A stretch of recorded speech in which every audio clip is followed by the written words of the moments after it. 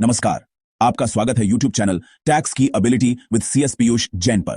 अगर आप एक बिजनेस ओनर या टैक्स प्रोफेशनल हैं तो आपको शायद पता होगा कि आपके कैश फ्लो को हेल्दी रखने के लिए टाइम पर GST रिफंड कितना जरूरी है।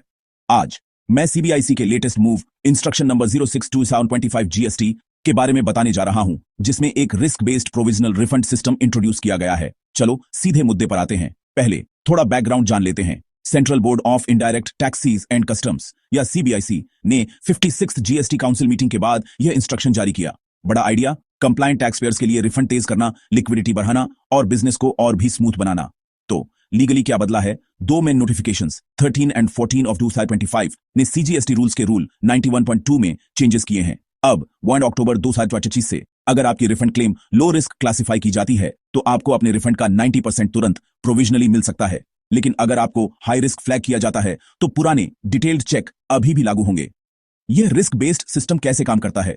जब आप GST रिफंड फाइल करते हैं तो सिस्टम आपकी एप्लीकेशन को क्लासिफाई करने के लिए रिस्क पैरामीटर्स का यूज करता है। अगर आप लो रिस्क हैं तो ऑफिसर आपकी क्लेम का 90% प्रोविजनली क्लियर कर सकता है।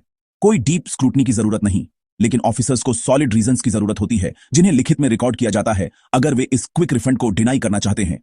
बाकी सबके लिए फुल वेरिफिकेशन के साथ बिजनेस हमेशा की तरह ही चलता है। बेशक कुछ सेफगार्ड्स भी हैं। सभी कॉमन कंडीशंस जैसे कोई पेंडिंग प्रोसिक्यूशन नहीं अभी भी लागू होती है। अगर आपको जरूरत से ज्यादा मिल जाता है तो एक्सेस रिकवर कर लिया जाएगा। साथ ही अगर आपकी पिछली क्लेम अभी भी डिस्प्यूट में है तो आपको प्रोविजनल रिफंड नहीं मिल सकता।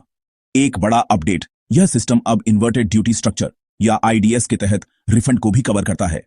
भले ही कानून अभी तक फॉर्मली चेंज नहीं हुआ है, GST काउंसिल ने 1 अक्टूबर 2025 से IDS रिफंड्स को प्रोविजनली प्रोसेस करने की ग्रीन लाइट दे दी है।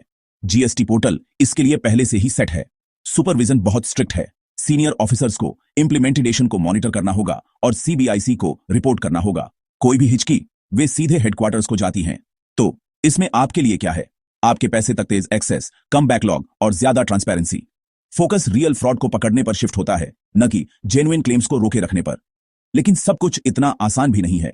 अभी भी सिस्टम एरर्स का रिस्क है, ऑफिसर के डिस्क्रिशन का संभावित मिसयूज और बेहतर ट्रेनिंग और IT रेडीनेस की जरूरत है। साथ ही हम IDS रिफंड्स पर पूरी लीगल क्लैरिटी का इंतजार कर रहे हैं। आगे देखें तो CBIC को रिस्क क्राइटेरिया के बारे में ट्रांसपेरेंट होने की जरूरत है। रिकवरी प्रोसेसेस को मजबूत करना चाहिए और ऑफिसर्स को अच्छी तरह से ट्रेन करना चाहिए। और हाँ, IDS रिफंड्स के लिए कानून में सुधार करना एक प्रायोरिटी होनी चाहिए। बॉटम लाइन, यह risk based provisional refund system तेज, फेयर GST रिफंड्स की दिशा में एक बड़ा कदम है। अगर इसे अच्छी तरह से इंप्लीमेंट किया जाता है तो यह बिजनेस कॉन्फिडेंस को बूस्ट करेगा और टैक्स सिस्टम को मजबूत रखेगा। देखने के लिए थैंक्स।